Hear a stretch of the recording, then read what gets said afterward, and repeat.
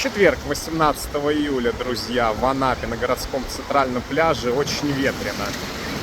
Да и вообще в Анапе ветер сильный поднялся. На набережной аж песок летит в глаза. Волны. Море мутное. Взвесь песка плавает, но водорослей особо нету. Вода теплая, плюс 24 градуса Цельсия. Температура воздуха плюс 29 градусов Цельсия. Небо чистое.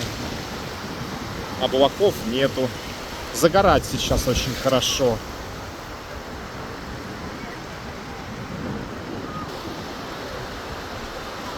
На пляже людей не так много. Городской центральный песчаный пляж. Очень сильный ветер и волны. Четверг.